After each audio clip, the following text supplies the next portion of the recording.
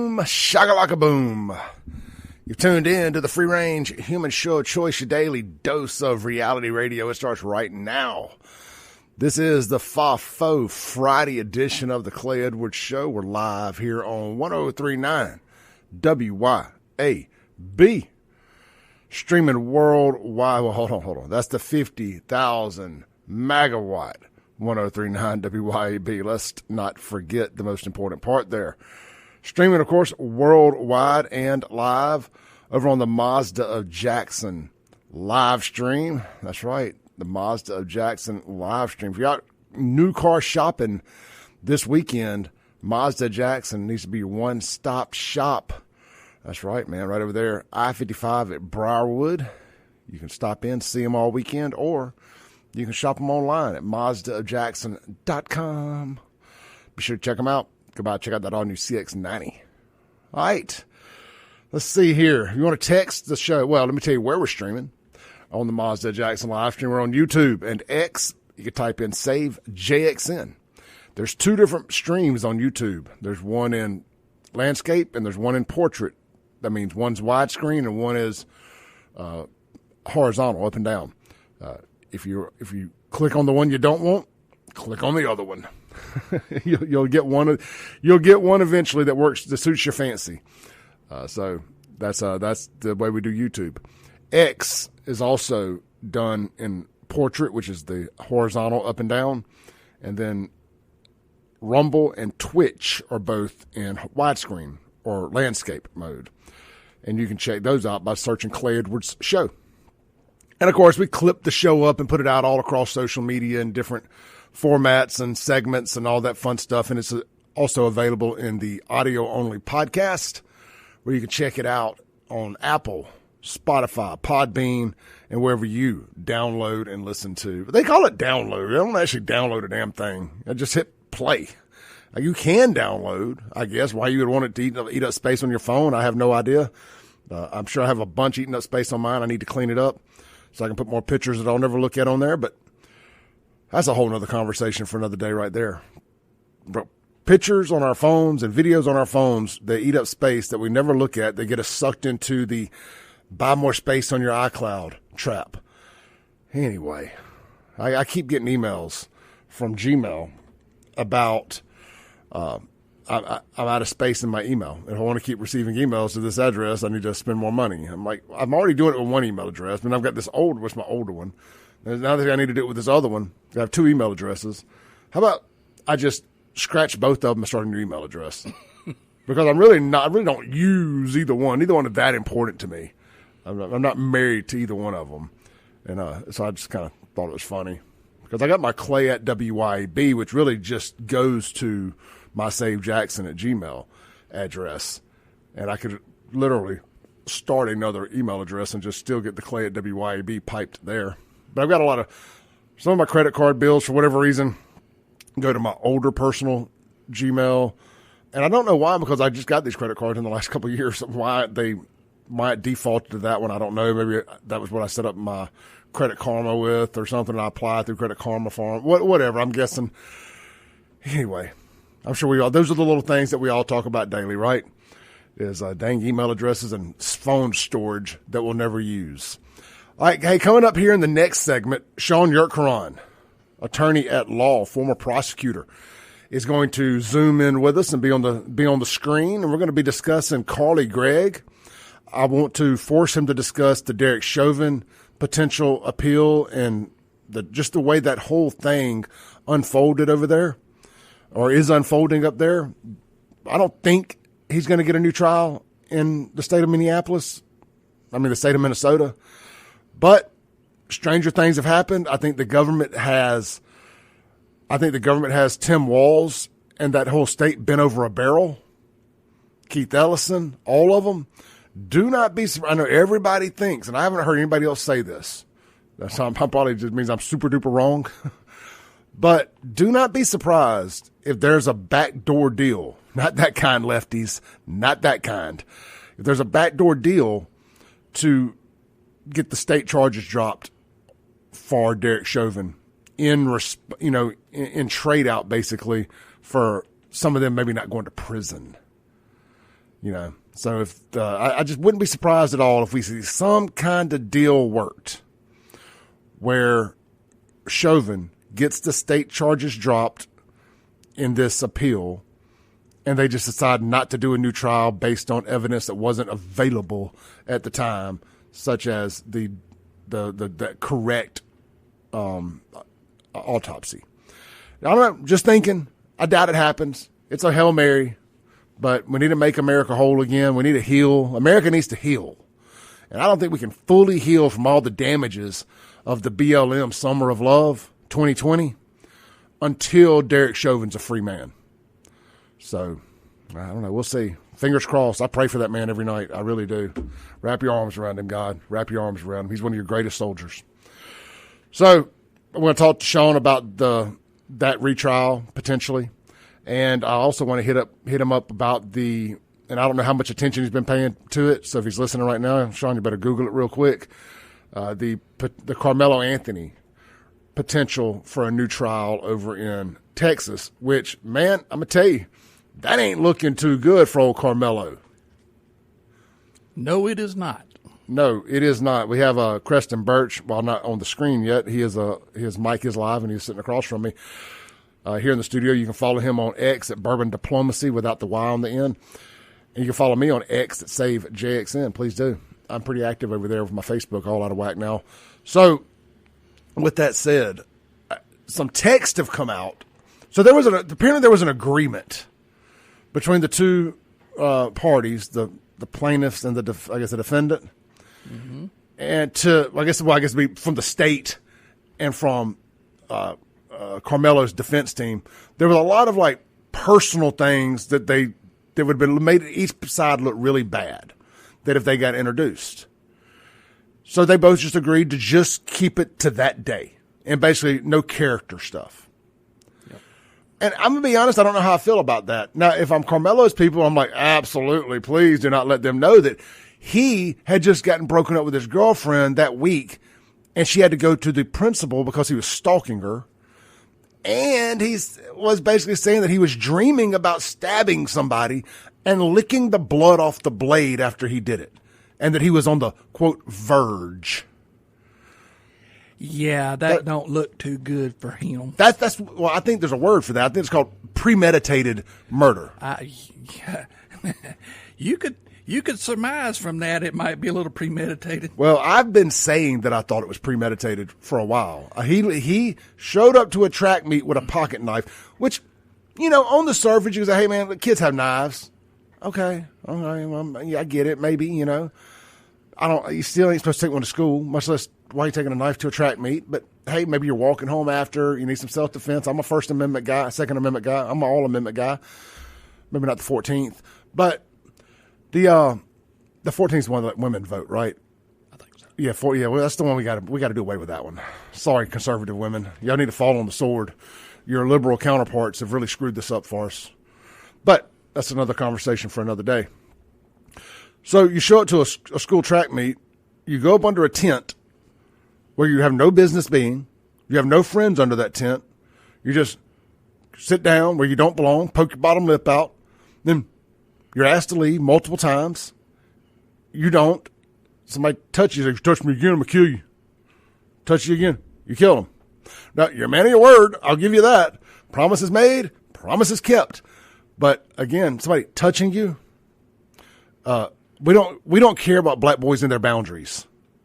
And if y'all don't know what I'm talking about when I say black boys have boundaries, a black female professor at an HBCU, like at an Ivy HBCU, a highfalutin HBCU, did a podcast or a show or something, wrote a dissertation talking about Austin Metcalf's father did not teach him that black boys have boundaries. I was like, well, I think everybody's got some boundaries. One of them is don't stab me. Yeah. Like, I'm sorry. So if I bump into you in line, am I going to get stabbed? Or if I've got boundaries too. And, we could talk about all the public places that you all have ruined with the gunplay. What about our boundaries? Do our boundaries matter?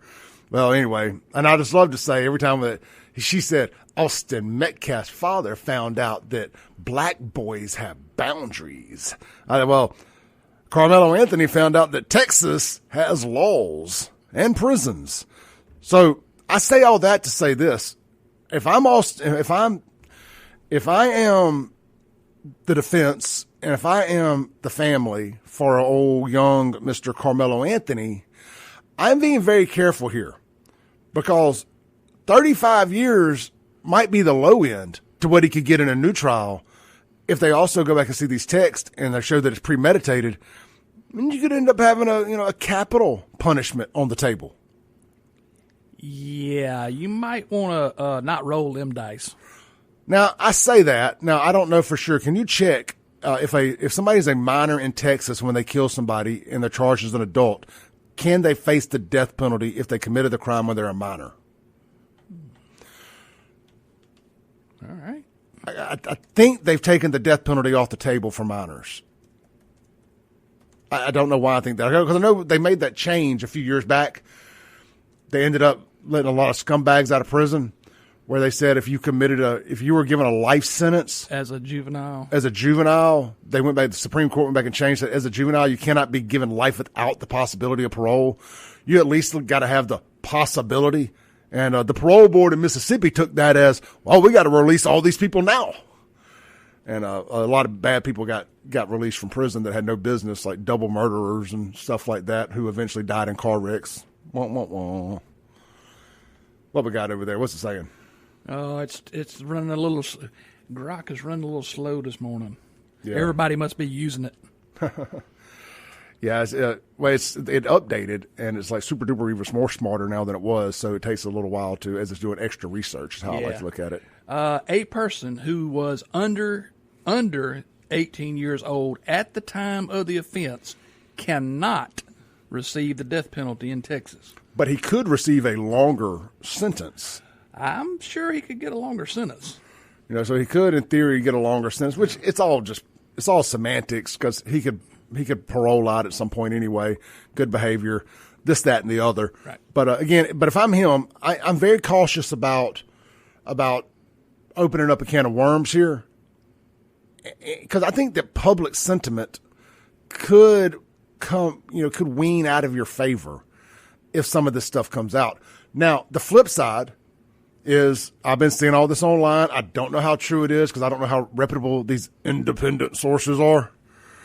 But now they're saying that Austin Metcalf and his brother and maybe some friends have been in trouble for spray painting racist stuff, like graffiti at places like KKK and some stuff with the bad man from World War II and all sorts of other things. Now, I'm not saying I just don't 100% believe it, but I just have a hard time imagining that that's true. I just really do.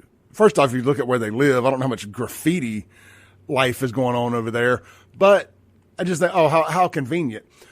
But it opens up a broader question.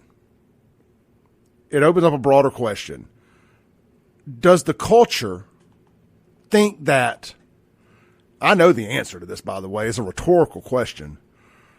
Does the culture think that just because Austin Metcalf may have spray painted something pro-racist somewhere, or even he was a racist, is that justification in a separate incident for Carmelo Anthony to have killed him, even if the two have nothing to do with one another?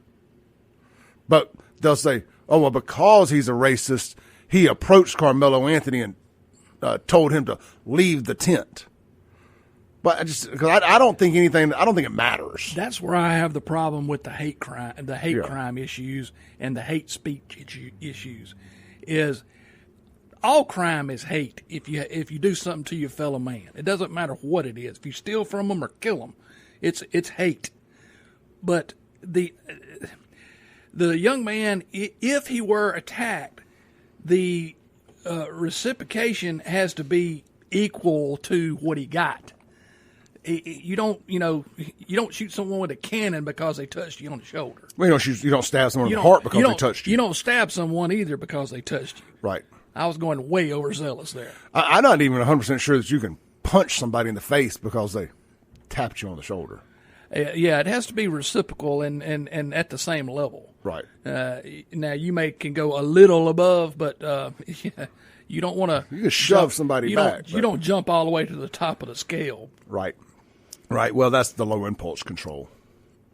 Or was it low impulse control?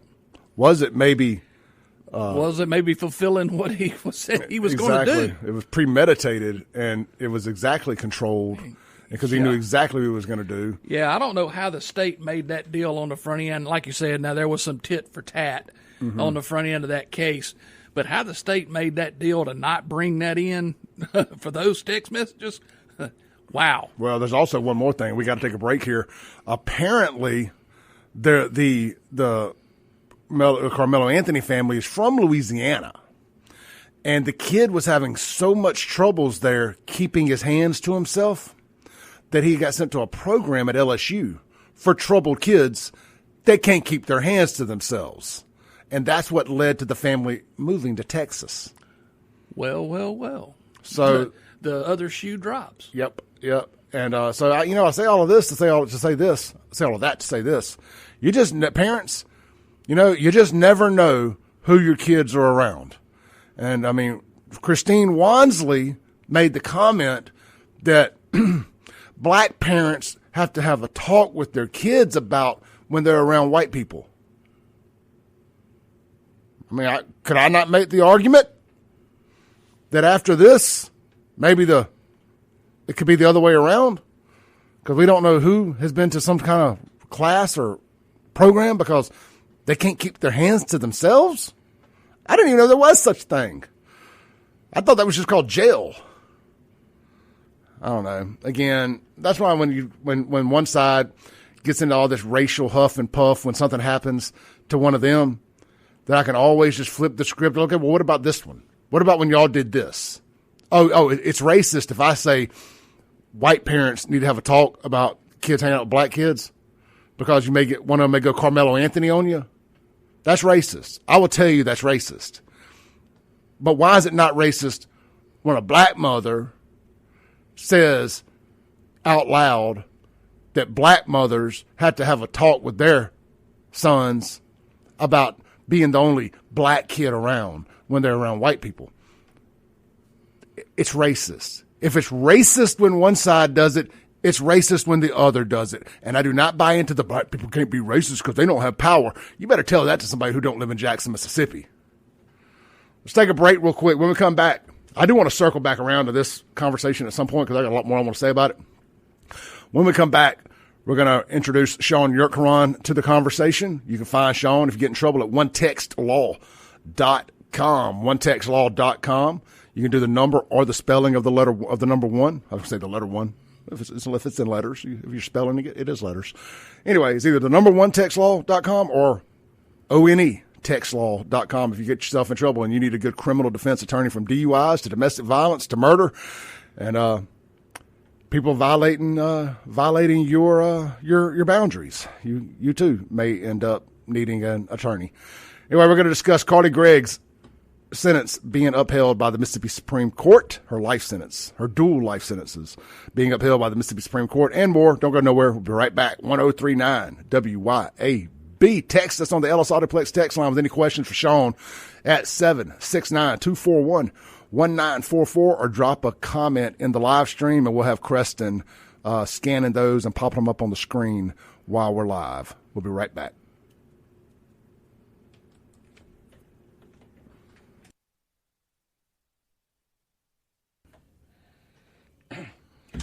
Welcome back in to the Clay Edwards Show, 1039 WYAB. Real quick before we get to our guest here, Sean Yurtkaran, onetextlaw.com. This segment is going to be brought to you by our good friends right there at Ellis Autoplex out there on Highway 471 in Brandon or Flowood, Mississippi. See, I think technically it's Flowood because Flowood police are who come when something happens out there. But I think it's in such a weird little carve out right there on 471. Right behind Pine Lake, that it kind of carves out. It's technically Flowood, but if you said you were in Brandon, you wouldn't be wrong either. Kind of one of those weird deals. It doesn't matter. Flowood, Brandon, both of them are God's country. Good people filled up in both areas. Love them both. law enforcement out there are stellar in Brandon, Rankin County, and Flowood, and Reservoir Patrol out there. So you're always going to be safe out there. But I digress. That has nothing to do with Ellis Autoplex. Swing by there this weekend. Check them out. See Casey and the team. You know, they got a celebrity working there too, by the way. You may not be aware of it. The one, the only, the radio icon himself, Mr. Nate West, is selling cars out there, or selling trucks out there and cars at Ellis Autoplex, man. Go see my buddy Nate. I've been friends with Nate since 2000 and since August of 2001. It's the first time I think I met Nate. We did a grand opening party for Crazy 8 when I opened it on August 10th, 2001. And Y101 came out and did the live remote there that weekend. I don't know if they did it the Friday night or the Saturday night or both. But either way, Nate was the one that did the live remote. And we have been fast pals ever since. And Nate since got out of radio and is in the car business full time now. And now I'm in radio. It's kind of funny how our roles have reversed there. But either way, man, get by there, see Nate, see Casey Ellis, see anybody else there, Jason, the whole team, great people. Doesn't matter who you work with, you're going to get a great deal and great service there at Ellis Autoplex. But they specialize in pre-owned four-door, four-wheel drive trucks with a heavy emphasis on F-150s. But look, they're going to have your GM selections, Silverados, Sierras. They keep some Tundras, Tacomas. They've even been keeping some newer model Sequoias, I think. Maybe not a Sequoia, but I know they've had the Land Cruisers and 4Runners. I love that new Sequoia. To me, it was always the ugliest of the big SUVs, and now it may be one of the best looking of the large SUVs. So get by there this weekend, check them out. They got cars too, so don't let all the truck talk scare you away from Ellis Autoplex. You can check them out online at ellisautoplex.com. And as always, they buy your vehicle. You don't have to go sell it to crazies on Craigslist or maniacs on Marketplace. You can go out there. You're going to get you a good local check today. He's going to make you a fair market value offer. He's not trying to steal your trade or take advantage of you. Going to do a walk around with you, tell you why there's a deduction for this or a deduction for that, and make you a fair market value offer. And if you buy it, great. If you don't, no harm, no foul. But you're going to get a local check and not a counterfeit when you buy from Ellis Autoplex. All right, that's that. Let's pull Mr. Sean Yerkron in. Sean, can you hear me? Hey, bro. I can hear you. Perfect audio, man. I like it. Yeah, I got the pre-flight checklist up here in the little studio so to make sure it works right. Well, the studio looks great. We got Sean on the Mazda Jackson live stream here, live from his downtown world headquarters there of the Sean Yerkron Law Firm, or the Yerkron Law Firm. We've got Creston Birch here in the studio with us as well. Creston, I didn't put you up on the screen because I needed to leave the comments and us be able to see them. Oh, yeah. No problem. So I just wanted to clear the air there. I'm not trying to hide Creston this morning, but you start putting too many videos on the screen and the quality tends to dip down as well. So with all that said, Sean, the CARLY GREGG verdict came down yesterday from the Supreme Court. And, look, I'm familiar with about the 30,000-foot view on this thing. I'd like to introduce Sorry. I had the WLBT article pulled up and a commercial started playing there. But look, like I said, I'm the 30,000-foot guy. So I kind of read the headline, which is Mississippi Supreme Court affirms conviction of CARLY GREGG and her mother's murder. And a quick little sentence here, quick little paragraph says the Supreme Court on Thursday affirmed the conviction and life sentences of CARLY GREGG, the Rankin County teenager convicted of murdering her mother and attempting to kill her stepfather in 2024. In an in-bank decision? Am I saying that right?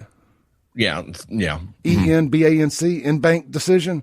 And those Latin words are tough, right? What is an in-bank decision? It's like all of them. Right? I think that's what the Latin. I'm not gonna lie and pretend I know right off the top of my head, but I think it's means like all 9 justices. Oh, so basically, it's all 9 means all 9 justices. Sorry. Okay. Yeah. So everybody was. I was getting my Latin words messed up. Got it. Okay. I'd never heard that saying before. So it says a unanimous is what it means? Yeah. Okay. In a unanimous decision. Or they all participated. N-bank is they all participate. It is a unanimous decision, but N-bank means they all participate. Okay. Well, good to know. I may start trying to use that and mess with people look smarter than I am, which that don't take much. I'll give you a bunch of Latin words you can use from now on. They give us that in law school. I'm not really sure why they do, because I don't think anybody speaks Latin anymore, but it's just kind of one of those lawyer things. I like it. it says the state's highest court rejected Gregg's insanity defense and found no reversible errors in her trial, preventing her concurrent life sentences for first-degree murder and attempted murder. Gregg, who was 14 at the time of the March 19th, 2024 shootings, was convicted by a Rankin County jury of first-degree murder, attempted murder, and tampering with physical evidence. In addition to the concurrent life sentences, she was sentenced to 10 years for evidence tampering in the death of her mother, Ashley Smiley, and also shooting her stepfather. And, fun little fact about that is I broke that story when it happened with video from the scene before anybody actually knew what was going on. We'll call it a neighbor, sent me some video anonymously of a standoff there and the ambulances and somebody being loaded on an ambulance, shot and all that stuff. We didn't know they were shot at the time, but I broke that story. As I was walking out of the house to go to an event one night, somebody hit me up with that, and yesterday when it came down, people were tagging me. Why ain't you talked about this? Why ain't you talked about this? I did. Not only do I talk about it, tune in the morning because I don't give everything away on social media. Yeah. I was like, but I actually broke the story when it happened. You're welcome. But I digress. Sean, what do you think about this? The Supreme Court here? What do you think they saw or didn't see to justify throwing this conviction out?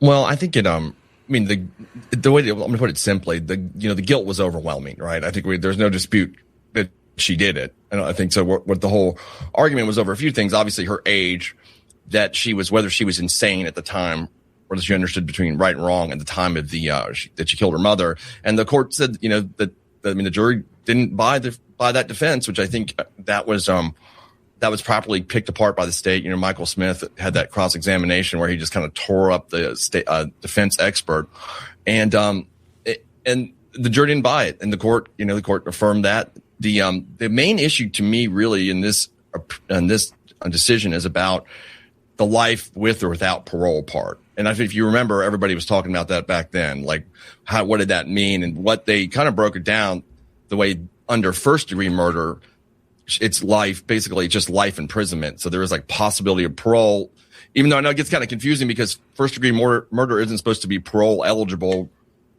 But if you're juvenile, it is. That part is the confusing. I was going through that all last night. So I don't know whether she actually is parole eligible because there isn't for first degree murder. Well, we were just talking about that because we were talking about Carmelo Anthony's over in Texas. And I was like, well, with a new trial, could he get the death penalty? And you cannot be given the death penalty if you committed the murder as a minor in Texas. Right. But well, no, that's U.S. Yeah, is that a U.S. law? Is it nation? Yeah. Okay. As it should be, if we're being honest, as it should be. I mean, I can make an argument for it not, but overall, I think more times than not, I would say life in prison is suffice if it's legitimately textbook life in prison. But the Supreme Court did come out with that ruling, though, right? But where you said nobody under 18 that can't be given life without the possibility of parole. Yeah, that's right. There's different cases that talk about that, right? Or you got to have what's called a Miller hearing, which she did have in this case, and given that option. But here under this, they were distinguishing between capital murder and first degree murder in this case, and this is a first degree murder. This wasn't a capital murder. Capital murder is what's like death penalty eligible kind of case, right? Gotcha. And so here, the way they're saying is that the statute allows.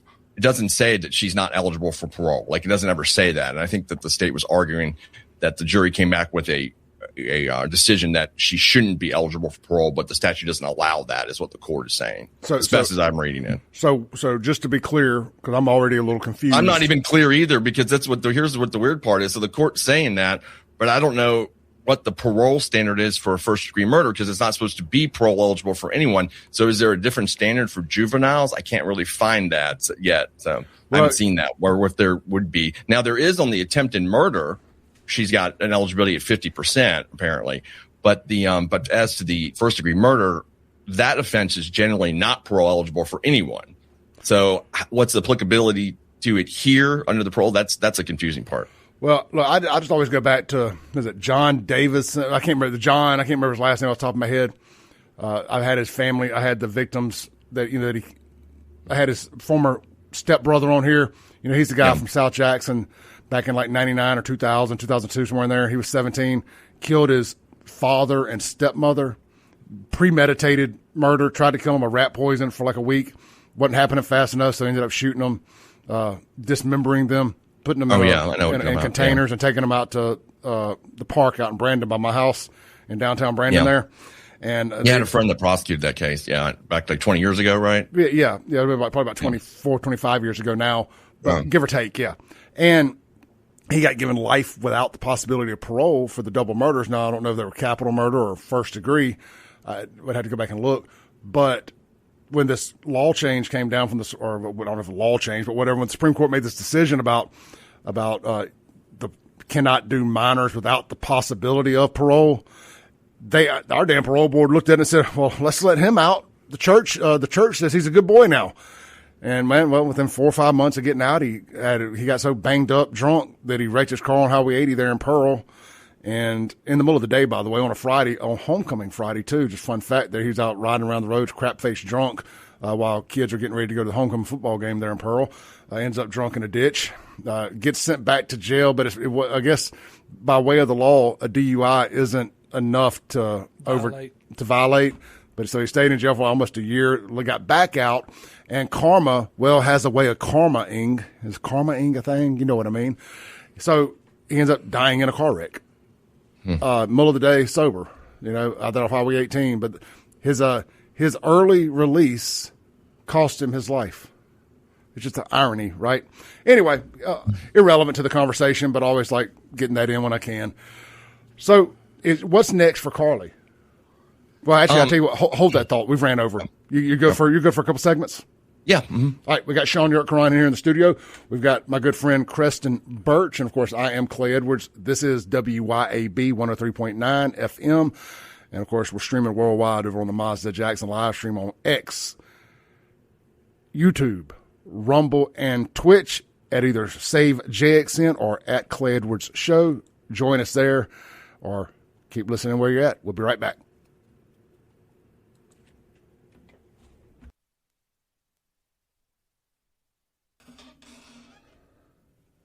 Welcome back in to the Clay Edwards Show on a FAFO Friday. Before we get back to Sean, real quick, I'm going to go in and set a special on the website for all shirts on the website.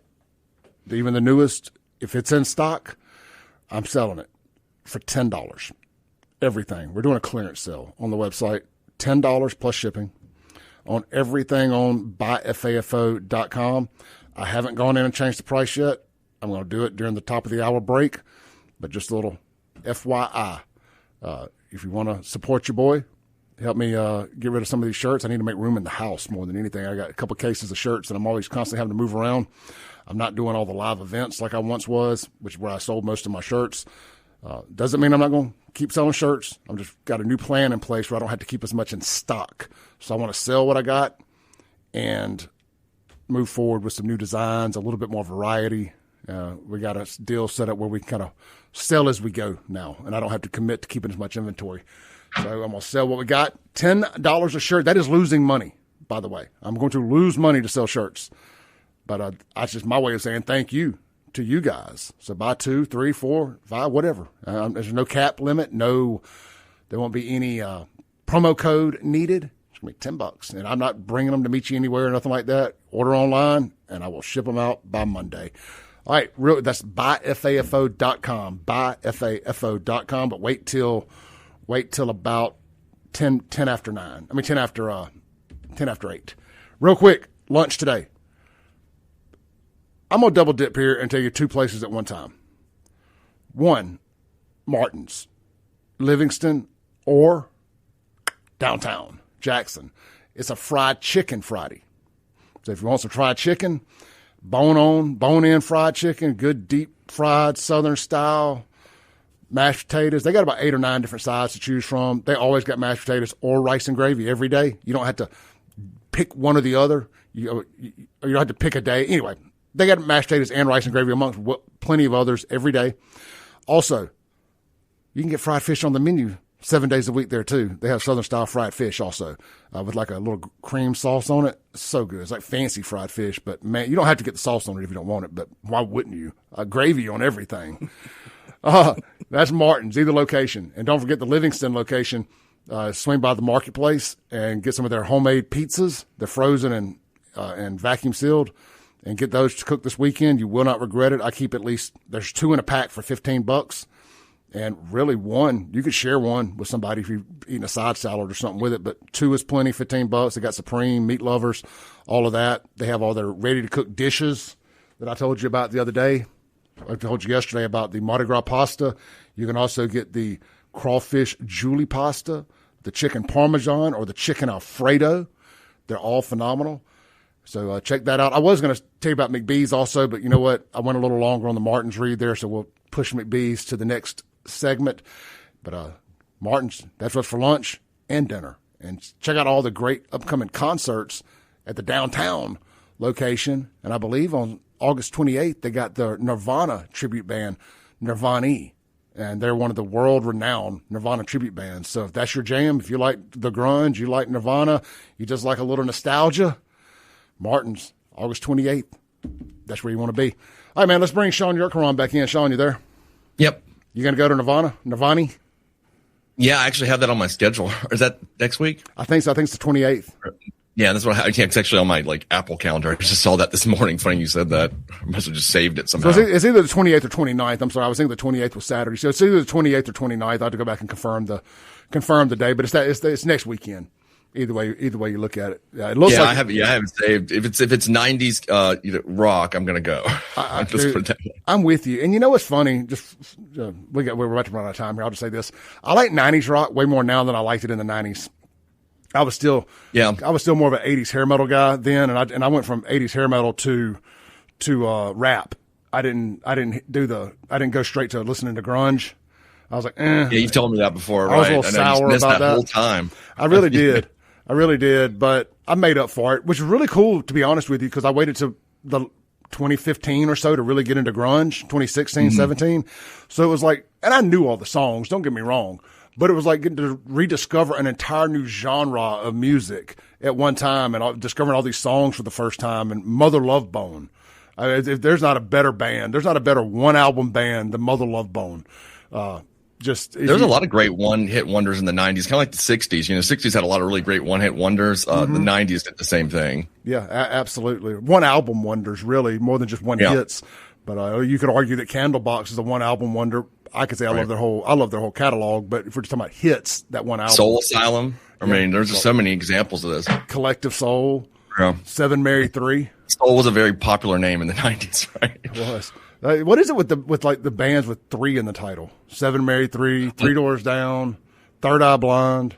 That's a good point. Never even thought of that. And they all had 3 names in it too. 3 Doors Down, Third Eye Blind, 7 Mary 3. Yeah, anyway, that is kind of strange. I don't know. I'm sure there's something there. With the numbers. All right, Sean. We only got about 2 minutes here, dude. Yep. Hey, real quick. I can tell you something real quick about this because I think everybody wants to know. The main thing I think people have asked me is like, was there any discussion about Bridget Todd, right? Because that was a big thing at the trial, like the things that she was doing that were kind of like crazy. Crazy? Yeah, okay, yeah, I'm going crazy. And so what the court says in there is that they're going to reserve that for what's called a post-conviction relief options when she files a post-conviction relief. Which don't ask me about that because I don't know anything about that kind of stuff. That's a people that write briefs. That's not me. I'm the trial guy. Well, what is it?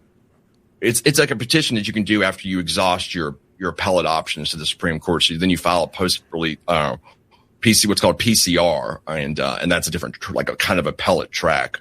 And there are people that know about that, Clay, and I'm not one of them.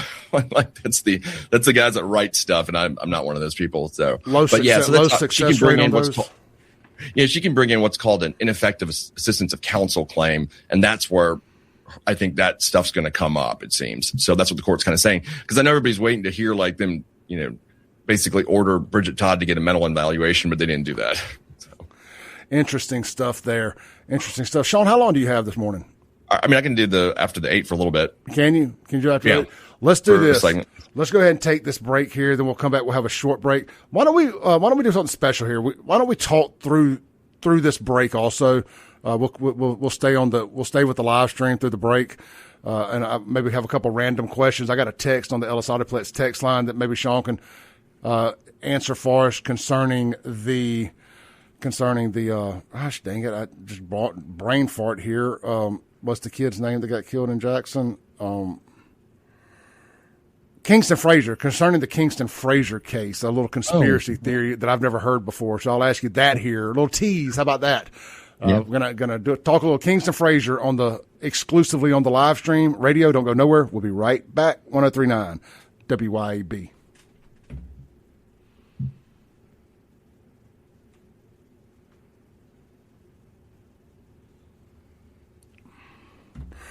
All right, Sean, you there? Yep. All right, I have learned how we can actually talk. Let's just not cuss, just in case. But I have learned how we can talk on and do this during the break and actually hear in the headphones. Anyway, so to that, the Kingston Frazier. Here's the text we got over on the Ellis Autoplex text line. That number is 769-241-1944. It says, "Can you clarify a rumor I've heard recently?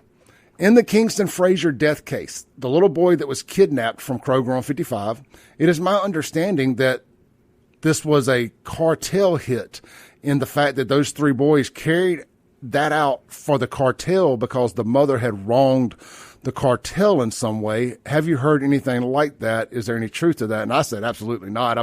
I've covered that case since it happened, and followed that case more, should I say. I wasn't in media yet, and I've heard nothing of the sort. And I would think that the cartel would probably find some better options than a couple of high school football players in Mississippi or former high school football players, whatever, to have carried that out.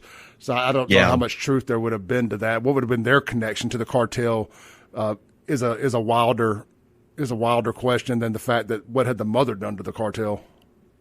Right. Now because I was still I'm still a prosecutor in that year. It's 2017, right? That's when that happened, I think. Mm-hmm. And my recollection was that she went to that bar, the mom did, for a minute too, right? Like there was that last call right there. You can walk from the Kroger, you know what I'm talking about? Mm-hmm. And there's not too far. I think she went in there. There was some video of her in there. So, she was just kind of I believe that's right. I don't want to defame her or anything if that's not right. So, but that was my recollection. Well, I think I'd heard that too here recently for the first time, because I'd missed that initially, that maybe she had gone to last call. So, look, I can understand maybe leaving your kid in the car to run in Kroger for a second.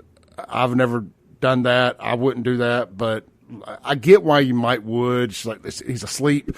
I don't want to wake him up and whatnot, but I can't make an excuse for you leaving your kid to go into a bar. It's kind of tough right there. Right? Got to draw the line somewhere, and that is the line for me, for sure. Sean, we're going to go quiet for just a second. We're about to come back from this break, so I don't want to talk over it. Y'all stay tuned. Don't go nowhere. We'll be right back with Sean Yerkaron.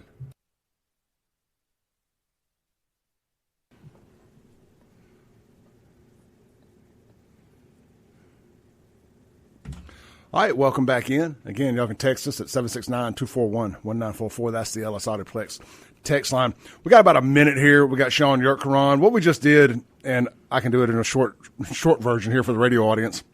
We got a question on the text line about the Kingston Frazier murder, and somebody said they recently heard that it could have been a cartel hit and that those boys carried out the cartel hit because the mother had allegedly got sideways with the cartel somehow. But we had Sean kind of debunked that to the best of his knowledge, because he was still working for the DA at that time. And we had a commenter say that also got debunked pretty early on in the case as well. So no cartel hit there on old Kingston Frazier. Very tragic nonetheless, though. Horrible crime. And it's absolutely horrible. You'll know when a cartel, they've done some hits in Jackson. You'll know it. You know what I mean? There was one out by the head on the fence post. Huh? The head on the fence post? Well, there was that, but there was one out in Hawkins Field years ago when I was at the DA's office, and they just shot these two guys that were in a BMW. Because I remember I went out there right in the head, no evidence, nothing, and you know it when that kind of happens. Yeah, they do things right. The gloves are off. So they definitely make a scene. Well, Sean being from Miami and grew up down there during the Cocaine Cowboys era, or being a kid down there during that era, he knows what a cartel hit looks like, if anybody does. Oh, yeah, my next door neighbor when I was a kid's car blew up. My parents had to say, it was just engine trouble. Hold that thought. We'll be right back.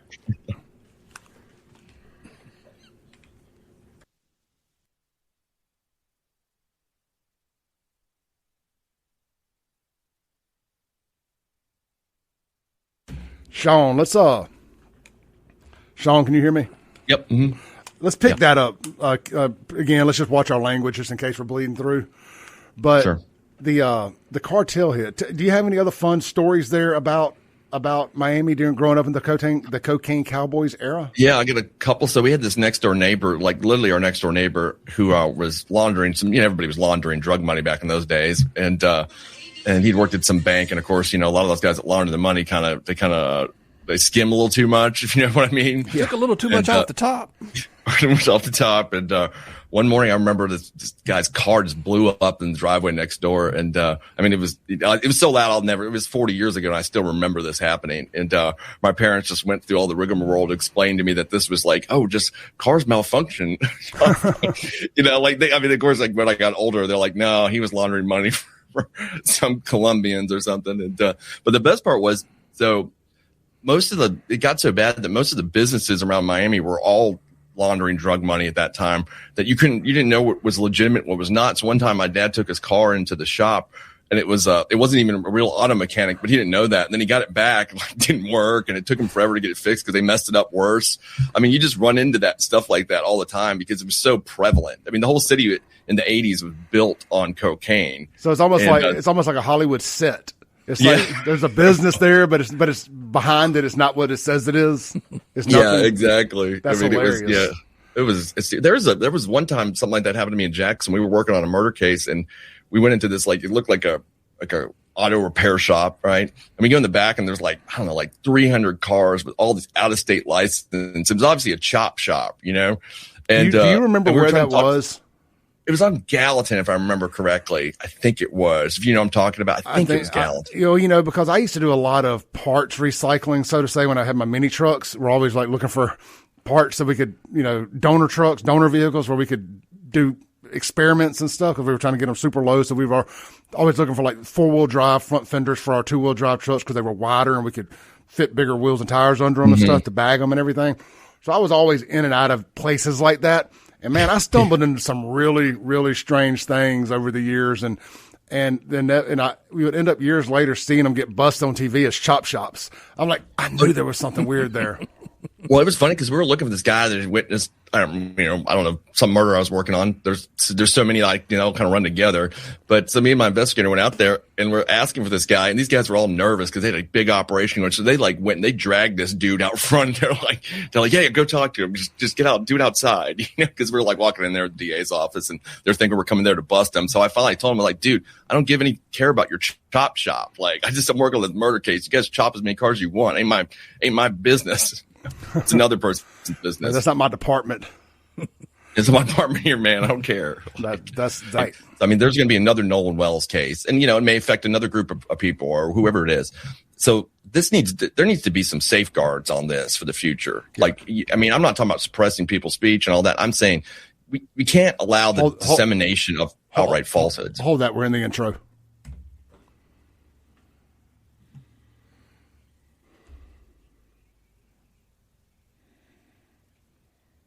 Boom goes La Dynamite. It's hour 2 of the most incendiary show on the RADIO. This is the Clay Edwards Show. Streaming worldwide on the Mazda Jackson live stream on X, YouTube, at SaveJXN, and on Rumble and Twitch at Clay Edwards Show, as well as bumping all across the airwaves right here in central Mississippi from our little freedom of speech First Amendment outpost here at the Cotton Exchange Plaza in Florida, Mississippi. It's 103.9 WYAB, the 50,000 megawatt flamethrower, or on Fridays we're the 50,000 FOFO-watt flamethrower. Look, man, I like my little sayings. I can't stop, won't stop. So there's that. Anyway, this segment is going to be brought to you by our friends out at Cypress Point Resort, Cameron's Garage. They got a big weekend starting tonight. Over in the tavern, you got my good friend, cancer survivor, Bubba Wingfield, playing live. Man, just what a great opportunity.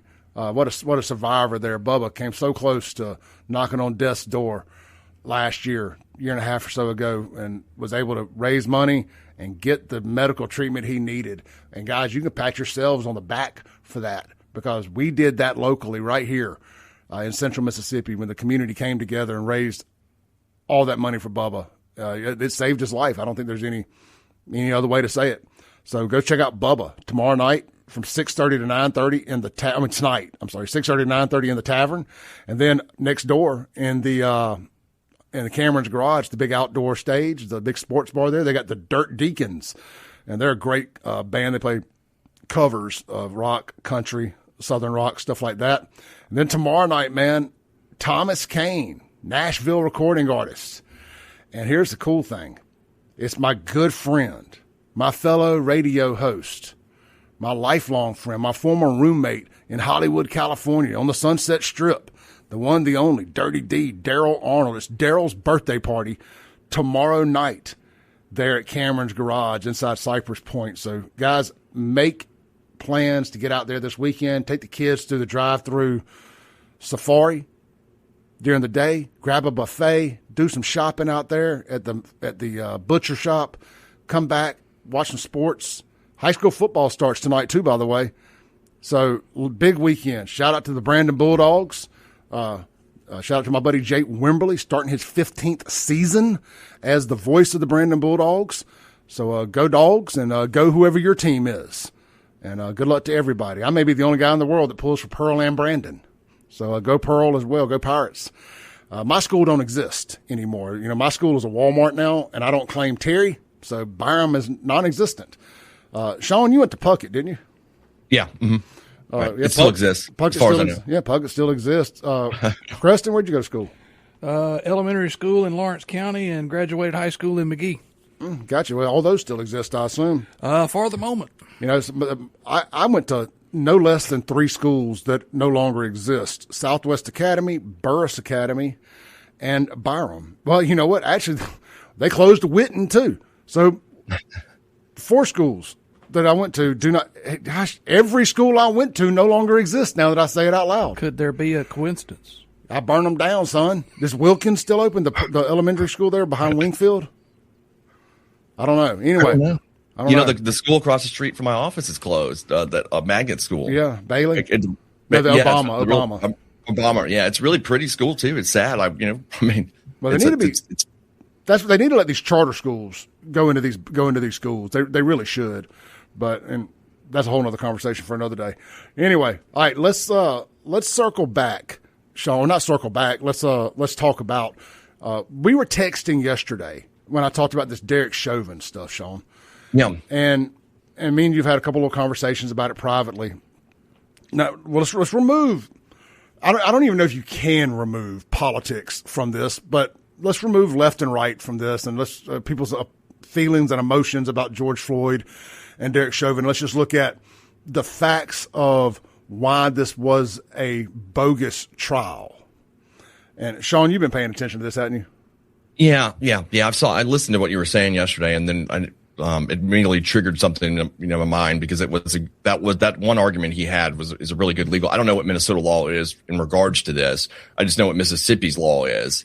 So I'll explain. So what you were saying yesterday is that they're claiming that the AG was basically an illegal prosecutor. Like he wasn't allowed to be the prosecutor. That, and also there was no grand jury, and it was unlawful assignment of the prosecutor, or the main 2 arguments. I don't know what the grand jury law is in Minnesota. Some states don't have like Florida doesn't have one. Like you can there's no grand jury process. So I'm not sure what the law is in Minnesota to that. Apparently they have to have one. But because it was during 2020, I'll just read you a quick paragraph here. It just says, no grand jury, Hennepin County Hennepin County District Court Judge Peter Cahill never convened a grand jury to review the evidence or secure an indictment. Joseph, the attorney, argues this violated state and federal due process requirements, so the charges are, quote, were never lawfully brought. And he has described the entire trial as a fraud built on unfounded charges. And then, of course, the unlawful assignment of the prosecutor when Tim Walz assigned the case to the AG, Keith Ellison, saying that was illegitimate. You can go from now, Sean. Yeah. I mean, again, I can't speak to really what the Minnesota's grand jury, like a lot of states are different, but I can speak to the AG is the problem. So if the Hennepin County District Attorney agreed to it, then under Mississippi law, I think it would be fine. So I don't know whether they did or not in the Floyd case, but the problem, so what happened in 2014 with my old boss Robert Smith, there was this case called Harvey Williams, And Jim Hood's office came in, the attorney general, and prosecuted after my boss, Robert Smith, wanted to dismiss the case, right? He dismissed it and then they resurrected it. Well, the court said they're not allowed to do that. The AG is not the DA's boss. Like they're a different, they're not like, it's not like the U.S. Attorney's Office and the Attorney General. It's a different, the AG does not govern the DAs, right? And they don't have jurisdiction just to come in and prosecute street crimes. They've got specific statutes of things that they can prosecute. So like if the AG just showed up and prosecuted a murder case without any authorization, that would be a problem. Like the Tate Reeves can't just appoint Lynn Finch to go do that. Well, the DAs have to consent to it. Well, it's why Anthony Fox had to sit in jail for so long, right? Because the Attorney General couldn't just swoop in and say, no, this is wrong. Right. They don't have any power at that point. They just, when it comes to the appellate process, then they handle the state's position on appeal. Now, DA's offices can handle their own appeal, but nobody wants to do that for obvious reasons. So, but yeah, so they get in that aspect. But like Lynn Finch can't show up and prosecute murder cases without like a conflict and consent. Well, let me ask you that. Well, and I'm probably going to make an argument for Ellison taking this, but with an officer involved shooting or death or whatever, you've always told me that the local DA should opt out of that and shouldn't be prosecuting those anyway, that should go to the AG. They are now, though. Yeah. There's a law now. I was just going to say that very thing. There's a law now where NBI comes in, investigates, and then is prosecuted at the AG's level, state level. Yeah, that's in Mississippi. Yeah, right. That's right. Right. So, right. But prior to that, there wasn't. But that law's only like 2 years old or 3 years old. It's a relatively new law here. Yes. Got it. All right. So Sean, so what do you think about all that, man? Yeah, I think that's the problem. I think the question is, what was the Hennepin County DA's position on it? I think if they, again, it depends on what Minnesota law is. I think if they were okay with it, which they probably were, because they're like, I don't want to prosecute this because it's a political hot potato, right? I mean, if you're the DA, and that's what my argument was before we had this law, if you're the DA, you cannot prosecute your own cops. You just can't do it because you work with them every day. It is the dumbest mistake that I've seen district attorneys make over the years. Some of them want to, though. Yeah, it's just like, how do you like prosecute? Like when I worked at the Heinz DA's office, I had a lot of friends at JPD. What was I going to do? Prosecute one of them and then go over there and work on a case with them? You can't do that. So it creates an obvious conflict that you're going to have. But some DAs I've seen, don't seem to pay attention to that, like Jody Owens, right? And the problem that would cause is, that's why I think I'm glad we did this in Mississippi, because the AG is outside of all that. They're not working with the local law enforcement on a daily basis. So I think makes it a lot better for everyone, in my opinion. Creston, let me ask you this. You were obviously at Clinton, and feel free to, if you're not comfortable answering, you don't have to. You were at Clinton when the Anthony Fox trial happened. Yeah, Anthony what was the temperature in the room like? And with Jody Owens, no longer being the DA, I think it's fair game to say whatever we want to say about Jody. At least I will. What was the attitude? And you can only speak for yourself, I know. What was the attitude towards the DA's office at that point while they're trying to prosecute while they lock up Anthony and pursue these charges and all? What was that like working with the DA's office through that time period where they're trying to throw one of your guys in jail? Well, it was really a weird time because Anthony had come over from JPD to us and had been working for us and it got cleared by the FBI. Had gotten cleared by the FBI. Had gotten cleared by the original. If I say this right, Sean, the original DA had cleared it as well, and then Jody Owens brought it back up. Right, things were a little hostile around, and it was not a good working relationship. I was at the press conference there when he got out of jail and came back, and with the mayor of Clinton and stuff, and all the other media is asking these little vanilla BS questions, and I went straight to what the hell are we going to do about Jody Owens? When are we going to go lock him up? Well, in October. Yeah, it didn't take long, man. Again, karma has a strange way of finding its way back on down pretty quick. I heard a great saying last night. Sean, I sent you that video, that little motivational thing, about get out of your own head a little bit. Yeah. And it was a guy who talked about an old Chinese proverb, and I'd never heard it. And it goes something to the extent of, if you stand by the river long enough, you'll see your enemy's body float by.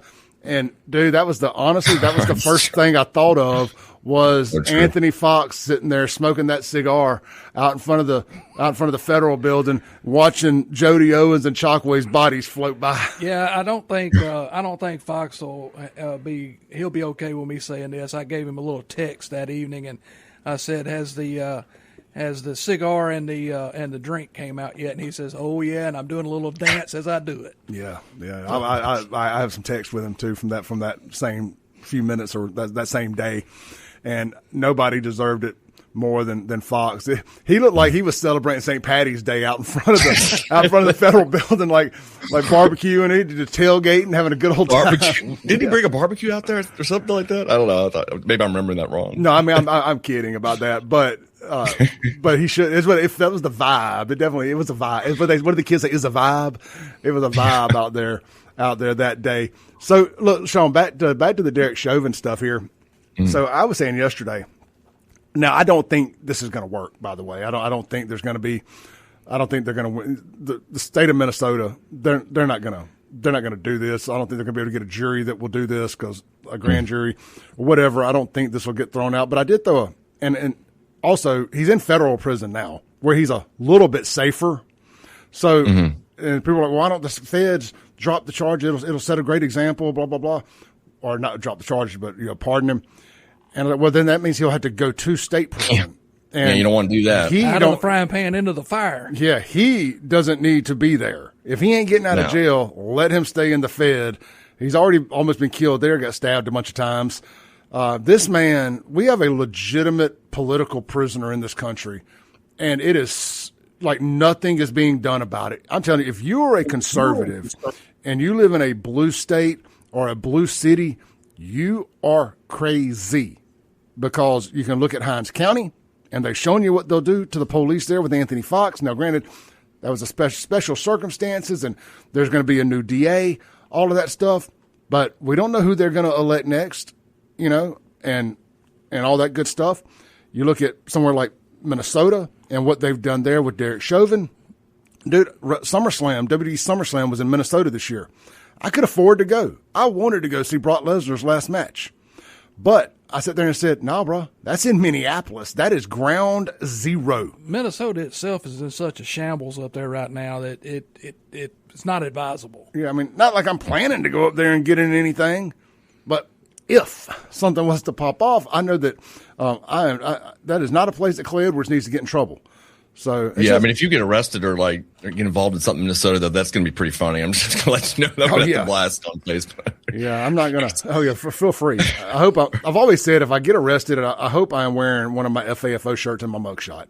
In Minnesota, that's what would make it the best part. Yeah. Like, this is where Don Lemon got arrested. Yeah. All right, Sean, brother, you got anything you want to say before we get out of here? Oh, that's it.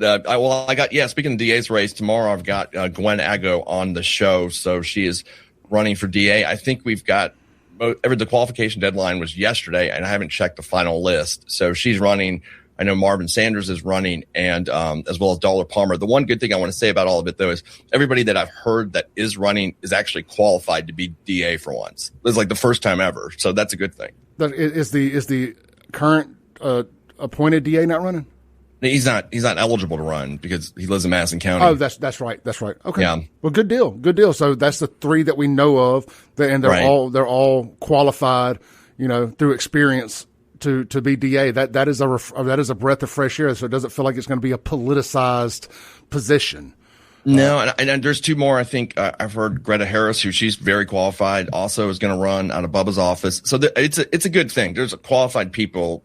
Somebody will get elected that actually knows how to do the job for one time. This be like the first time ever. That's exciting. Yep. Let's hope we don't get any dark horses that slid in at the last minute, that want to make it about social justice and all that nonsense. All right, Sean Yuckeron, if you get in trouble this weekend, if you do a little FA-ing, let's help mitigate the FOing by contacting Sean at onetextlaw.com. You can do the number or you can do number one or spell it out, onetextlaw.com. And don't forget, he has a show every Saturday right here on these very airwaves, 103.9 WYAB at 11 a.m. every Saturday for an hour or more sometimes. He talks about it's called Both Sides of the Bench, and he gives you the perspective on whatever the biggest cases of the week are, or biggest stories of the week, and kind of from his experience as a 10-year-plus prosecutor in Hinds County and a criminal defense attorney. And, man, it's one of my favorite shows, and not just because he's one of my best friends either, because it's legitimately a good show. So it is appointment viewing at my house. We watch it on his YouTube channel. But either way, join in. Sean, I will talk to you later, and have a great weekend. You too. See y'all. All right, we'll be right back here with Preston Birch on the Clay Edwards Show, 103.9 WYAB.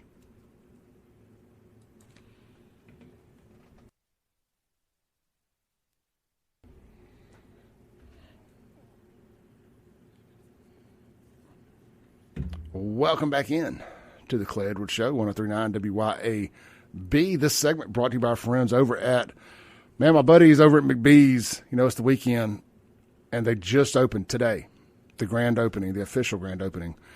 Now, I'm not sure how they're doing reservations or whatnot. I don't know that you can just show up right now, so you may want to call before you haul. The Lake Caroline location, McBee's Lakeside. That's right. It is officially opening today to the public, but I think it's by reservation only. Let me look on Facebook here real quick if I'm not currently banned. I wasn't a minute ago. Yeah, you've been having a little problem with that lately? Yeah, it feels like they may have it fixed. At least it is this hour. Because normally if it hadn't, because every hour it was suspending and coming back, suspending and back and forth. Yeah, but I had to appeal it. I had to hit the appeal button to get it to do, and I haven't currently had to do that. So I just was able to log on, and boom, there it is. But I am noticing that a lot of the things I have followed, I have unfollowed, and I know I didn't do that. Let's see here. Well, man, everything they got on here is videos, and I ain't trying to play videos while I'm here. So check them out on Facebook, or here's the phone number if you want to call them. Well, there's no phone number. So look, McBee's Lakeside. Look it up on Facebook, and I think you can do a reservation there. But if you're wanting to get out there this weekend to McBee's, the new one, again, find the phone number, call before you haul, make sure you got a reservation. Or if they're not doing walk-ins, you're going to love it. We got to go out there last Sunday night for my birthday for the little soft grand opening. Food was phenomenal. I got the fried chicken Alfredo over fettuccine. But whether that's open or not, or whether you're able to get in there or not, the OG location, Lake Harbor Drive, Buzzing Red since 1982, it is open.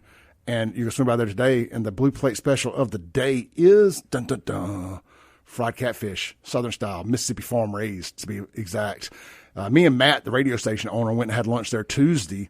Matt got one of the chicken salads, and I got the club sandwich. And I know I keep talking about it. The club is huge, man. I ate half of it there with my fries, and I was just hungry enough that I wanted one more bite. But the problem with taking one more bite is when I go to eat the second half of that sandwich later, that one more bite was just enough for me to be full. So I did the adult thing, and I did not take the other bite. And a couple hours later, when my appetite caught back up, I finished off the rest of the sandwich, and I had some potato salad at the house that I bought the other day from Grills of Mississippi, and I ate it with it as my side. So, point being, one club sandwich made 2 meals. So I would say that I paid for it, but the radio station actually bought my lunch. So a shout out to the radio station. Anyway, I don't just talk about it. I support them too. Swing by, check it out today, McBee's Bar and Grill in Ridgeland, and the new location now open at Lake Caroline, McBee's Lakeside. Super excited about that, man. Super excited about that. I mentioned Grills of Mississippi. If y'all need any grilling supplies, marinades, sauces, rubs, grills, pellets, anything, swing by there, right there in Ridgeland today, right by Trace Station, and pick up all that you need to do any grilling this weekend. And frankly, it ain't just grilling. It ain't just smoking. If you're cooking meat in any way, form, or fashion, you need to go by Grills Mississippi. I use my stuff from there just about 3 or 4 nights a week because I cook steak on the regular in my air fryer or in my skillet while my smoker's down. And I have zero problems with it. And it's all stuff that I get from there. Pot roast, get some marinades for that from there. They got all these sauces. Again, you'll love it. Swing by, check it out. And every sauce and rub and marinade, you can try it before you buy it. And nowhere else can say that. And they also have meals ready to go there as well. So if you want some barbecue, want some good smoked meats, some good sides, they got all that in the freezer there, ready to go. Tamales, everything. So check them out, Grills of Mississippi, and you can check them out online too, grillsofms.com. All right, man, there's a case I want to hit here in Jackson. I have not had a chance to talk about this yet. I've been just foaming at the mouth to talk about this. If culture warriors, mount up. You're about to be very, very angry at the Clay for talking about this. How did this happen? Right here under our eyes in Jackson, Mississippi. How could such a vile animal have been on the prowl? Somebody knew this guy liked to do stuff like this, but let me pull his photo up on the screen here.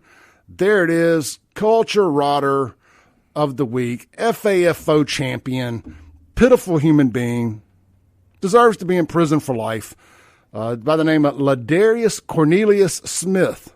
What did he do, Clay? Why you make fun of the black guy, Clay? Want to talk about somebody white did the same thing, Clay? Well, this guy, class act here, got him a $4.1 million bond, not high enough, for kidnapping and raping a 14-year-old boy at Smith Park in Jackson. That's right. Let's read the story here. A Jackson man was arrested Monday and is now facing multiple charges, including kidnapping and rape. According to Jackson Police Department officials, a male was at a park located at 800 block of West Capitol, I believe that's Smith Park, on August 14th, when he became the victim of a kidnapping, rape, and death threat. The suspect, identified as 27-year-old Ladarius Cornelius Smith, told the victim he would kill him if the victim told anybody about the incident, JPD officials continued. On Monday, August 17th, Smith was arrested and charged with kidnapping, rape, and intimidating a witness. After appearing in municipal court on August 18th, Smith was given a $4.1 million bond. This is an active and ongoing investigation. No further information has been released. I wonder if Judge Reynolds gave him that bond. That feels like a Judge Reynolds bond there in municipal court. He's been on some good high bonds lately. And let's see here. Y'all know what I like to do. You know what's next here. You know, my theory is undefeated. Undefeated. Let's count the vowels in his first name. Ladarius. A. I. U. Uh-oh. 4 vowels. He's automatically guilty. 4 vowels is automatic guilt. Whatever he's charged with, he did. Nobody with 4 vowels has ever been charged with anything and not been found guilty, at least ones that we followed on the Clay Edwards show. How many vowels does the middle name have? Cornelius. I wish that little thing would quit popping up. O, E, I, U. 4. He's got 8 vowels in his first and middle name alone. He's a serial killer. Mass serial killer. He has other victims out there that we don't know about. Yeah, I don't believe this is his first go around. And just to clear it up, that was in Neva May Pittman Park, formerly known as Poindexter. Okay. Smith Park's the one by the governor's mansion, right in the middle of downtown there. All right, well, good to know. Got our parks correct. You ain't gonna find me at none of them, any of them. Period. For any reason. There's been a lot of murders and rapes at Jackson Parks here lately. They are not safe places.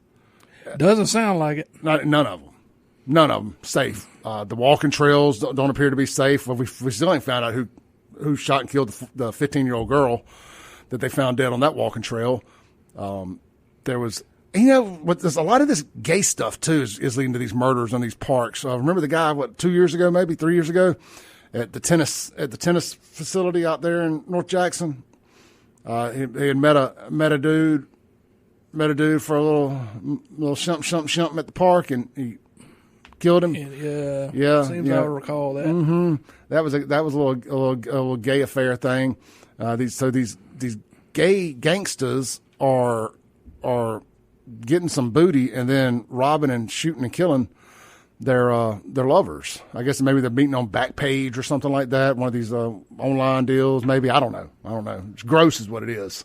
So here he is, man. That's a sick looking individual.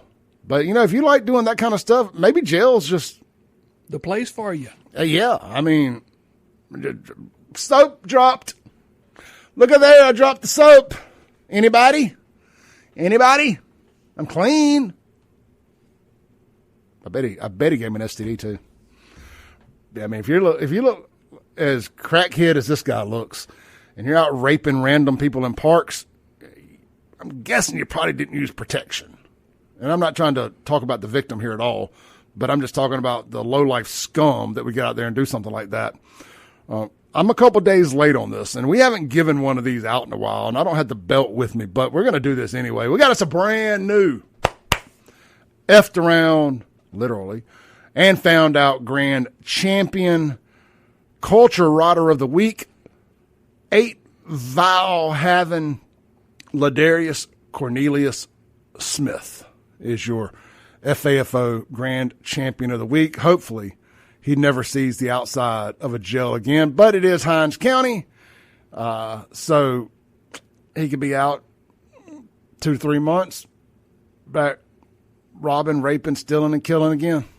Allegedly, of course. We'll be right back. This is the Clay Edwards Show.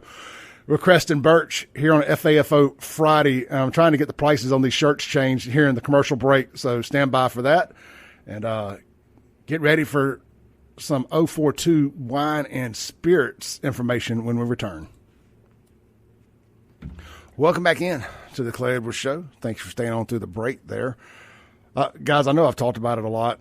I hadn't talked about it as much this week, but with the issues with social media again this week and the attempt of being canceled again, it makes you going and signing up for this email newsletter even all the more important to me. And I know I hit you guys with a lot. I ask a lot out of y'all, but I give you a lot. I do. I give you a lot of me. I do not hold back at all, ever. I tell you exactly what's on my mind. Whatever the line is, I jump right over it and say everything that needs to be said. I don't hold back. And I just ask little things of y'all, like support when you can. And I'm asking just for your email address right now. That's all I'm asking for. And it's up on the screen here. If you're watching on the Mazda Jackson live stream, there's a QR code up there on the top left-hand side of the screen. You can scan that if you have the ability to. If not, go to clayedwardsshow.kit, clayedwardsshow.kit.com. You're going to put your email address in, hit subscribe, and then you need to check your spam box because you're going to get an email from there to confirm that you got the email. You got to send an email to get an email. It's convoluted, I know, but that way we're only sending emails to people who really want to get them and really want to support. And that way, and then moving forward, once you do that, it will not go to your spam box. It'll go to your main folder. So, clayedwardsshow.kit.com. Put your email in, then check your spam box, hit confirm, and boom, that's all you got to do. And I promise I'm not going to blow you up with a bunch of unnecessary stuff, trying to sell you stuff and all that. It's only going to be when it's really, really important. And it's just my way to be able to stay in touch with everybody if I get yeeted off of the internet and the radio or whatever. I mean, nothing's impossible at this point. All right, real quick, 042 Wine and Spirits, Highway 80, Cross Gates, Brandon, right next to Sonny's Barbecue, Rankin County's largest selection of wine and spirits, right there in downtown Brandon or Cross Gates, Brandon. Over 400 different wines to choose from, up to 200 different bourbons and whiskeys, as well as up to 50 different vodkas, gins, tequilas, and an assortment of other select types of whiskey and wines and spirits, from the moonshines to the pre-mixed stuff and all that. Man, they got it all right there. Again, I love the little moonshine flavors. They are so, so good. It's like drinking dessert. The banana pudding, the creamsicle, all of those little small airplane bottles. And they got the full mason jar size of them too, but that looks dangerous for me. That's just, I gotta save me from me and just get a small select number of the little airplane bottles, or I'll be every time I walk by my freezer, I'm like, let me get another one. Again, I might have to figure out a way to make me a liquid, a virgin version of those of those banana pudding shots. My goodness, they're good. Anyway, check them out today. 042 Wine and Spirits. They got everything you need right there, including our very own Fireman John. Got his Bloody Mary mix available there at 042 Wine and Spirits. Award-winning, Memphis in May winning, best barbecue sauce. Same guy that won Memphis in May's barbecue sauce, best in the world, created a Bloody Mary mix right here in Ridgeland, Mississippi, and it is available at 042 Wine and Spirits. All right, our last full segment of the day, of the week here with Creston Birch and myself on 103.9 WYAB. Coming up next, you have Chris Davis doing the Arts and Blues Hour, followed by our good friend, Mr. Andrew Allgosser, No Breaks, from 10 to noon. And then you have Lindsey Beckham from noon to 1, national stuff in between. And then Kim Wade, Radio Strongman, on a Gun and Knife Club Friday. I'm going to have you doing the belt buckle crawl if you're in Jackson. So be sure to tune in to Kim from 4 to 6. I've been turning the girlfriend on to Kim. She had not really listened to too much talk radio before we started dating, and she's having to learn who people are and listen to talk radio. And, you know, she's just getting indoctrinated into listening to Kim Wade. And he had sent me a voice text last night, or a voice memo, and I was like, this is Kim Wade. She's like, oh, I like him. I was like, yeah, I do too. Yeah, I like Kim and some of his sayings he has and some of the things he does on his show. It's pretty cool. Yeah, it's good people, man. It's good people. Let's see here. I got a couple stories I've been sitting on this week that we haven't hit. So did you see? Well, let's do this one. This was a big one yesterday. It's local. The dispatcher, JPD dispatcher, charged. Oh, boy. And a detective placed on leave following a JPD investigation. And I'm pulling up the story here on WLBT. It says, dispatcher charged, detective placed on leave. Let me just hit it real quick, and then I'll let you do your thing. It says, JPD dispatcher is facing charges, and a detective was placed on leave following an internal investigation on August 16th. JPD officers responded to a shooting in the area of Wildfire Way. Over the course of the investigation, officers learned about the, quote, possible involvement of a JPD Emergency Operations Center 911 dispatcher. According to the chief PhD, Dr. Rashal Brackney, the dispatcher might have used JPD resources to access the NCIC, a law enforcement system which includes information such as whether firearms were reported stolen. The dispatcher allegedly provided this information to individuals involved in criminal activity who were currently under investigation, Brackney continued. Quote, as it progressed, the investigation uncovered additional allegations involving the dispatcher, said Brackney. Those allegations include diverting police officers from calls, quote, in a manner that furthered criminal activity involving her known associates. Man, you would think Chokwe Lumumba was still mayor. He had to have hired her, allegedly, of course. Brackney added the identities of undercover police officers and investigators may have been disclosed, potentially compromising active investigations and placing our law enforcement personnel at risk. The former dispatcher, whose identity has not been released, was charged with one count of accessory after the fact, one count of hindering prosecution, and was given a $100,000 bond, way too low.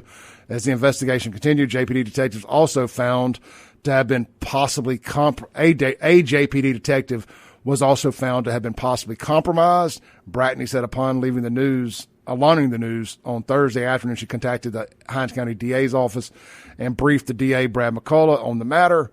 Additionally, Brackney said she contacted the Mississippi Department of Public Safety Commissioner Sean Tyndall and requested the Bureau of Investigations conduct its own independent investigation into these actions. And it's a lot more stuff here. But, my friend, 30-year law enforcement, what are your thoughts? Well, she's in trouble. Well, I'm going to say she. The dispatcher is in a whole lot of trouble. Yeah. She was given the 411 to the and the 911 information to some criminals out there that she knew, and then diverting officers away from where their criminal activity was occurring. That's strong. And also now there may be a detective wrapped up in this, and I'm not sure how that went. I don't know if it was between the detective and the dispatcher, or this just happened to come about as their investigation went on, that this detective was compromised somehow. It did not say how. I can suggest a few things that Either he was keeping information out of the system, or giving information that was in the system out as well. So, yeah, that's not going to be a good deal. And they did bring in the state to investigate this. Yeah. So I got a friend on JPD, and I posted just a quote from our conversation yesterday. Yeah. And he said, wow, something happened on my social media. Something went viral, super viral. Holy crap. Here's what he said. Holy crap. Now you got to go find it? No. I had 23,000 followers when I went to sleep last night. Yeah. I have 51,000 now. Sounds like they might have got your stuff back in gear. Yeah. And I was just looking like one of my posts where I just said, hey, I set up a personal Facebook page, a new personal Facebook page. Yeah. Got 5,000 likes. I'm just like, what happened overnight? All right. So here's what my source at JPD said. I wish I could give you the crazy details about our dumbass dispatcher and the crazy stuff that was going on. Wow. Just wow. That and a couple wannabe police officers. If it all comes out, it will be a horrible scare for the city. Oh, that's coming from inside JPD. I'm just imagining what was going on, because dispatchers have a lot of ability of finding out information and also directing police officers. I mean, police officers go where dispatch tells them to. So if they say go to 1st Street and 5th Avenue, you go to 1st Street and 5th Avenue. Well, if they know the crime's happening on the other side of town, there you go. Then all your resources are out of position. So they have a lot of authority. Oh yeah, yeah. I mean, we've always seen stuff like that in movies. I mean, I've often said when I see everybody, like last weekend, we went out to, not last weekend, 2 weeks ago, we went and ate dinner. Took my girlfriend and my daughters to Kessler Prime. We were coming back, so that was Friday night. 2 weeks ago, we were coming back, and as we were coming through Pearl, dude, I saw blue lights falling out of the sky. Yeah, I remember that terrorist coming out. Yeah, and I was like, they were all heading onto the I-20 West. I was like, what in the hell has happened? Because we didn't see it. Right. So whatever it was west of the stack, into Jackson. And I was like, I don't know what it would end up being, like a chase or something. Right. But what I thought was, well, if you ever wanted to go commit a crime in Pearl, now's the time to do it. Yeah, that was one of the biggest thing I had as a supervisor in my day was making sure officers didn't get out of position as much as possible. Right. That's like officer down or something like that. You get everybody on one side of town and something happens back where you were. And, well, I mean, I learned that from watching Die Hard with Samuel L. Jackson. You learned something from a movie. Yeah. Well, the one with Samuel, is that 3 or 4 with Samuel L. Jackson, and it was like while they distracted everybody with like a terrorist thing, they were robbing Fort Knox. They were robbing the Federal Reserve. Mm-hmm. Yep. And I was like, that always stuck in the back of my head that, hey, if you're going to do something really stupid, divert the police somewhere else first. A decoy. We used to send a sober driver out in front of us when we left the dock, and we called him our designated decoy. We'll be right back.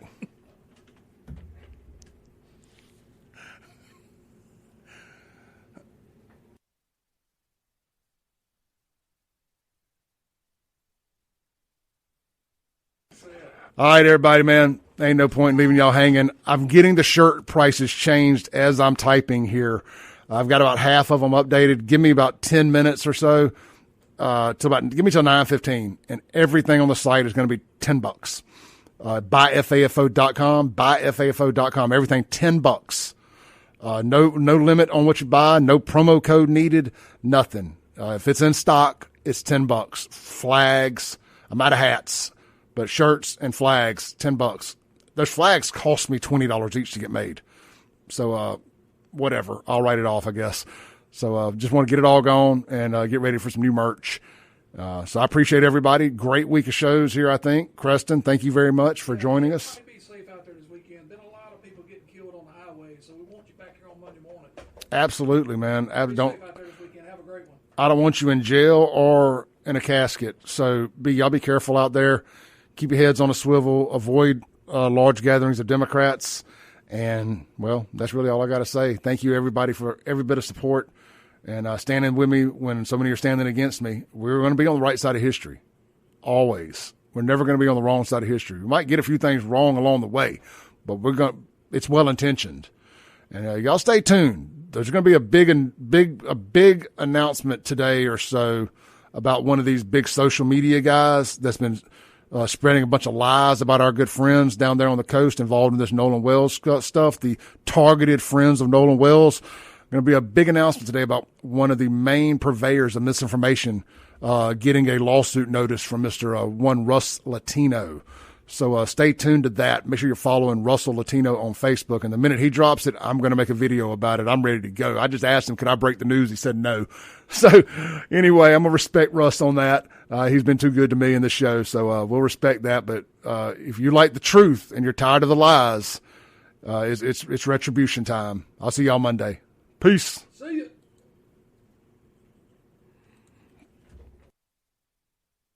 WYAB as we land the plane for the day. I want to read y'all a text I just got from my source at JPD. This is I've got to layer it with a big old allegedly, and I hope I got enough time to read it. So it says allegedly the JPD dispatcher was going in the system and erasing criminal reports of stolen guns, etc. Her boyfriend is a criminal. He did a drive-by in her car. A camera caught it. They traced the car back to her and started investigating her. The detective in connection that was put on leave is the same detective that got into a fight at the Ridgeland Walmart, if y'all can remember. But allegedly, he dates and cohabitates with another JPD officer. Well, he is on leave because allegedly he knew about what the dispatcher was doing, and so he was blackmailing her and soliciting her for sexual activity to keep her quiet. Now, this is all allegedly. Man, wow. We'll be uncovering that and more. I will see y'all back here Monday. Peace. See ya.